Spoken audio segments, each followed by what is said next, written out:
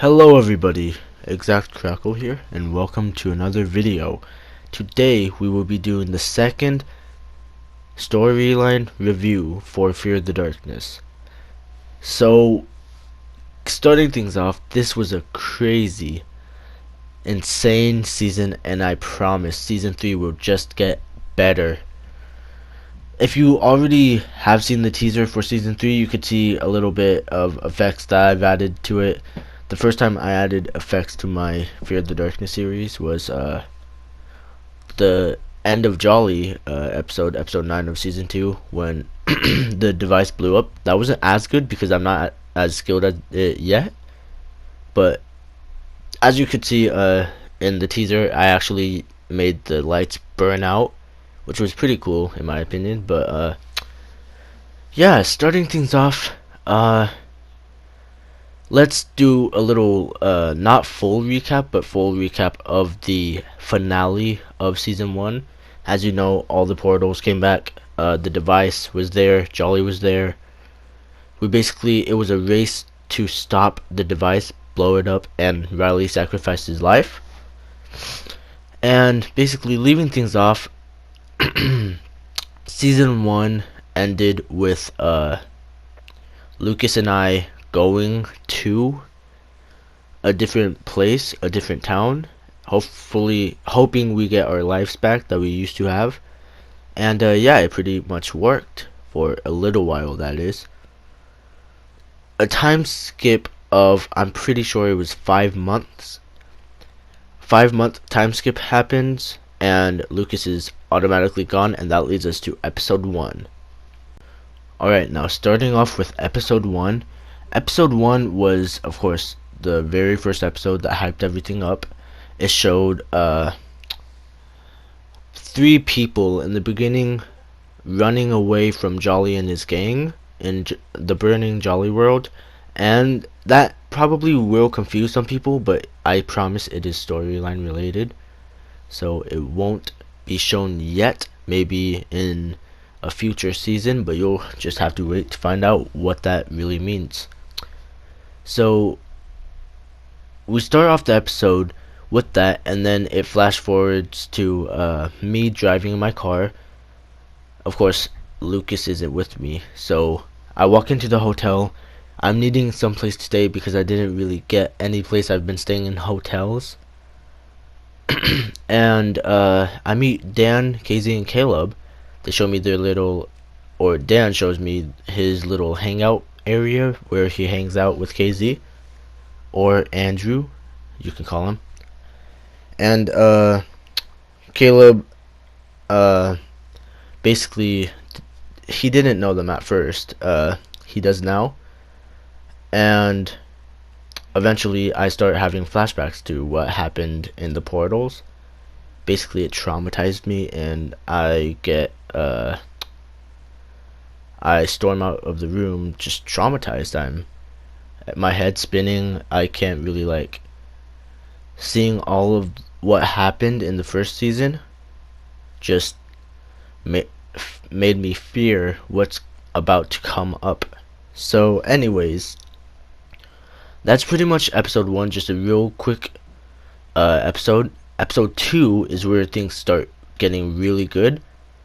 As you remember, at the cliffhanger for season 1, episode 14, Jolly was not dead, or was he, quote unquote, and he was in the portal room from season 1, but a different part of it. And we will get back to Jolly in a second, but starting off the episode, Dan comes over here, asks if I'm okay. I say yeah. I tell him the reason why, and of course everyone goes out searching for clues to try to find what's about to come up, because of course I knew it wasn't over. And I run into Lucas, a new Lucas. Lucas has a different hairstyle, everything. And I run into Xavier, which I thought died in the cave collapse in Portal 8. And they both come with us, trying to talk with me, trying to catch up on things. And then I bump into this guy. He drops his book. He says everything's fine. It's nothing to worry about. And then I hear Jolly's voice in him say, "You wouldn't want anything bad to happen." And I immediately know that it's Jolly. I don't know how, but I know that voice, that messed up voice box. And so I try catching him. I try running after him, and he runs away. So to me, I heard what he sounded like, but to other people, he sounded just the normal voice. So basically, in reality, I was just chasing a guy. Well, they were just like, "What's going on? Why are you doing this?" And I tell them what's going on, and they're confused. So skip forward a little bit. We find Xavier shows us his little working place where he used to make the Jolly World animatronics, and eventually he says he spots Jolly in his glitched form, trying to transform into one of his other forms, and we chase him. It's a really cool chase sequence, and we lose him. So we know stuff is about to go down right now. So in episode 3, we race back to the hotel, and Jolly follows us. He chases us up to Dan's hangout room. He breaks the ceiling, tries coming in, and we run back down. We see the street is destroyed, and Xavier shows his true colors as he is revealed to be the darkness. We're confused, we're mad, we're angry, we're scared. A lot of emotions are flowing right now. So we try making it out of the town, trying to get away from them. And Lucas crashes, so I go back for him. I hope we get back because Jolly is right behind us, as well as the darkness. Darkness doesn't really seem phased by us passing by him because he knows he's gonna collapse the whole place on top of us. That was his plan all along, to lure us to there. So we try going through the monument, and he collapses it all on us. Not all, but he like collapses the entrances so we can't escape. It kind of the shockwave of it kind of knocks us out for a while, and there we are in episode 4. Now, episode 4 begins as we are greeted with the new portal room. We see all these slots, which we assume it's where we place the things to get out of there, and we go up to the first portal. The first portal, as you can see, the zones. Zone 1 was the ghost town, and Zone 2 was Mount Olympus. Zone 3 was the underworld. So we were greeted with, I forgot the name of this monster, but a candle type monster. He chases us. Of course, if you saw, he burns us if we touch him, obviously, because he's a burning candle. He has hot wax and stuff. We basically go out through the whole portal as we did in season 1. We find the portal that was in the circus level. We go through it. It leads us to the underworld. And then we fight the first ever boss, which is Torn. You couldn't really see him, but he was there. He was just far back in the castle. The escape sequence happened. I placed the music as promised.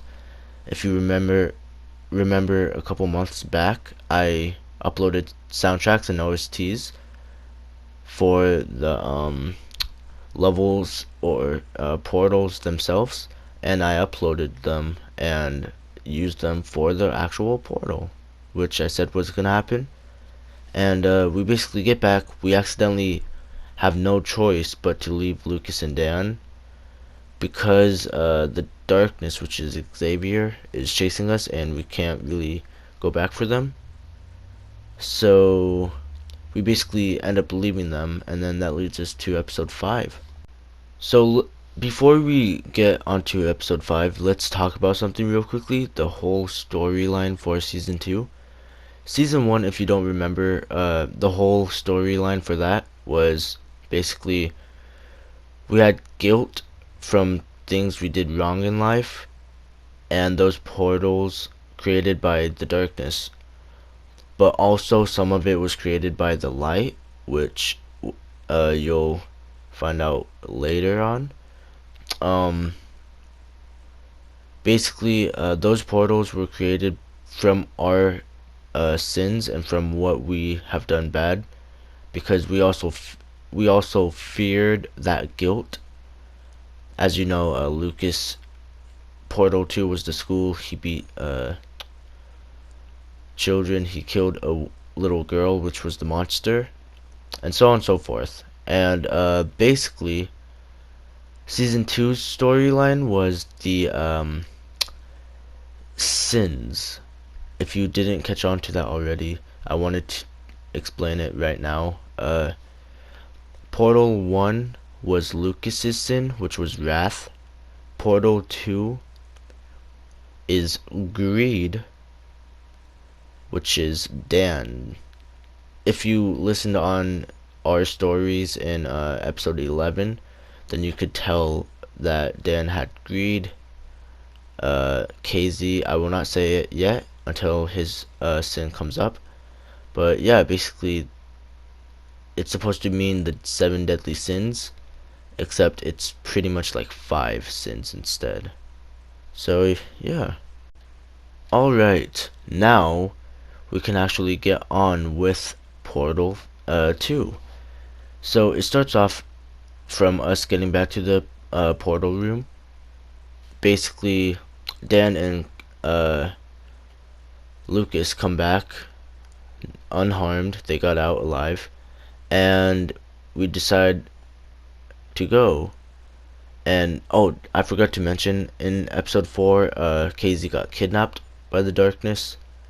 So this whole reason, we're not only going after the nether stars, we're actually trying to look for KZ, since he's trapped in one of these portals. We don't know which one yet, though. It was supposed to be a secret. So we go through the portal. Of course, this one was a really hyped up one. It was actually the collaboration with Mr. C's game Pumpkin. Go check him out. Link in the description to his YouTube and his Twitter. Go check out his games. He's a really skilled commander. Yeah, he makes really nice games. Just check him out. It's all in your hands now. So basically, it was the Pumpkin collaboration one. The monster was Pumpkin. We went up to the cabin. It was a organic setting, and we went there. We saw Pumpkin. Pumpkin lied about that's basically his personality. He lied to us, saying he wasn't gonna hurt us, and then he ended up doing that. He chased us through zone 1, which was the forest, and then we made our way down to the cave, the first layer of the caves, which was zone 2, and then zone 3 was the black mines, and that's the whole point why Dan was mainly greed. Basically gold mines. He's very wealthy. He seeked richness in his life, money, fame, all of that stuff, and yeah. So basically, in the end, Lucas actually got captured by Pumpkin. We came up. The darkness came, showed us that Pumpkin had put a pumpkin on Lucas's head, actually, and the pumpkins, if that happens, he can actually get controlled by the darkness or whatever monster is controlling him, and he was set to actually kill us. And then the boss was revealed under that so what statue we thought it was. It was actually Pumpkin Beast, which was the second portal boss. And I promise there will be way better bosses in season 3. Just wait. We are adding bosses to season 3, yes. Um Basically we defeat him, we blew him up with the TNT, and Lucas was injured, and I had no choice but to leave him. It was emotional to me in my head, but so much was going on that I couldn't really react in a way possible. I just had to get out of there. So, coming back to that conclusion, Lucas actually chased us down there. We were there. It may have not seemed like it, but we were there overnight, and it was day once we got out of the caves. Lucas came up, tried fighting me. I hit the pumpkin off his head and accidentally cut his eye out, and so we went back through the portal, and that leads us to the next episode. Episode 6, one of my favorite episodes to record. Episode 6 basically started off, we came out back through the portal, placed a nether star in there. We went back and went into the third portal. Lucas's eye was still bleeding uncontrollably. So Zone 1 was a cruise ship. Basically the sin for this was envy, and it was KZ's. If you heard him talking in episode 11, he talked about how he got jealous of not having parents and other people having parents, and he broke to the point where he actually decided to kill his best friend, which was pretty heartbreaking. So yeah, the Stone Watcher, I'm pretty sure that's what it was called, the statue that was chasing us. We found bandages, or not bandages. We found bandages, yeah, to stop the bleeding. But Lucas actually found an eye patch, and he used that to put on his eye. We found the thing we were looking for. We got to the second zone, which was this underwater sea base. And we were running. We went to Sector C, which was a really hyped up point of interest in Fear the Darkness that I was doing. We went to Sector C. It was really dark. It was under the water. And we met up with the darkness in the little boss fight room, which the boss was Dreadskull, the third boss. We had to, since he was pretty much, he had lava inside of him, we had to use water against that, and we did. And then basically the whole sea base started breaking. It started flooding itself, and we had to get out. And basically we did. It was kind of a mess during recording because the people breaking the ship was kind of like slowing us down. It was just odd, but I mean it looked better than the recording in the actual finished product. Okay, so we got out, and led us to episode 7, Mortal Ramification. Episode 7, we went through the portal like normally. Zone 1 was the estate, and basically it was a huge house. The one for this one, the sin, was lust, and that was basically Caleb's. He wasn't around to explain it, but I don't really want to go fully in depth with it because there will actually be a flashback in a future season of what Caleb did, since he died before he could even explain his story. So also it was unfortunate. So basically Two-Face was a doll that was chasing us. They were blind in one eye, could see in the other, and basically our goal was to hide around him. That was the specialty of that portal. Zone 2 was, I believe, the garden. We went through that, and then Zone 3 was the lab, or the testing facility, if you want to say it or call it. We were running around there, running away from Two-Face. It was actually the best, my favorite portal, not gonna lie. I was running around. Lucas got captured by Two-Face, he had the decision to either save himself or save KZ. He chose to save KZ, and basically Two-Face killed him, let KZ go. KZ found us because that's where he was being kept, and basically Lucas died in my arms, and it was a pretty emotional thing for the season. Lucas dying, he was an OG. Oh jeez, there goes my mic. Yeah, we got to the boss room. Dan actually separated from us a while back and met us up with us in the boss's room. The boss was Deathscan, that's his name. It's basically a giant robot head that was going to self-destruct. We had to flick all the levers off to shut him down, and we did, but the darkness kind of tricked us. We thought the goal was to shut him off so he doesn't self-destruct, but what do you call it? Self-destructing it would actually come in the cost of shutting it down. So we had to get out. Everything was on fire. It was giving me Jolly World vibes, flashbacks, and yeah, basically we got out. One less down, and yeah. Okay, so I'm just gonna do this both in the same voice recording. Episode 8 and 9 are basically a two-parter episode. Episode 8 is the first part of Portal 5, and the second part is episode 9. So episode 8 starts with us having a bunch of flashbacks of Lucas, a little memorial for him since his departure from the show. Then we came up. It was basically the portal room.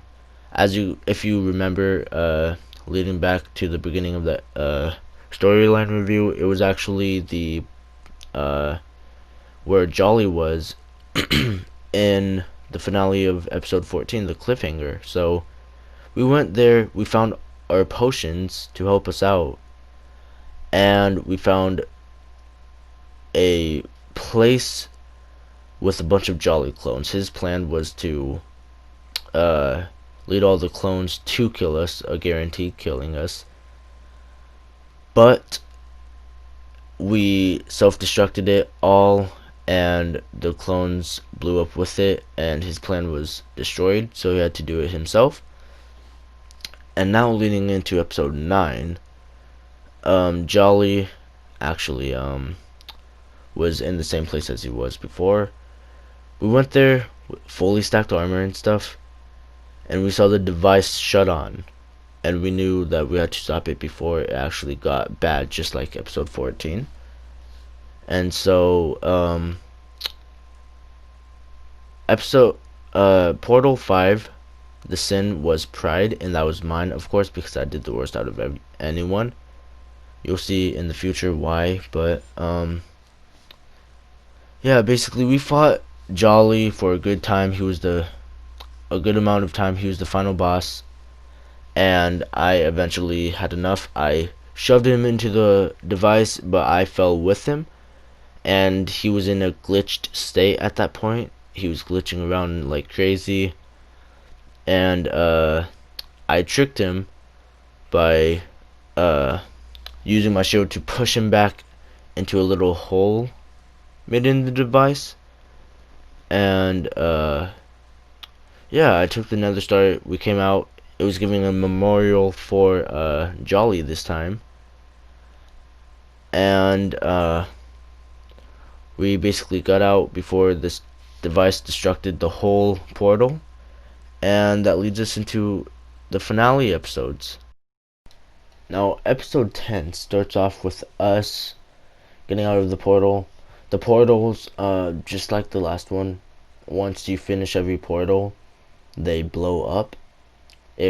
As you could see in episode 13 at the end, when we finished the final portal, the portals blew up and kind of launched us back. We got knocked out, and Caleb actually didn't survive the impact and got completely obliterated by the force, and that was how Caleb died. We came back. We woke up, and the darkness had actually destroyed everything, lit it on fire, made like the whole place just a fiery inferno, and we had to escape that. That was the final escape sequence that we had to do, and so we made it out. We went to the sewers. I actually wanted to show more of the aquarium that we went into before we went into the sewers, because instead of there, it was like flooded almost, and there were actually some screenshots in the wraps that I showed of that, but the clip kind of cut and I couldn't really do anything about it. So we were in the sewers. It was actually kind of creepy in there, not gonna lie, because of the dim lighting and stuff. We found a book that said the author is near, and we decided to search for him. We went through the sewers, and that led us back into the old OG town of season 1 of Fear of the Darkness. Now episode 11, we made our way back. The town got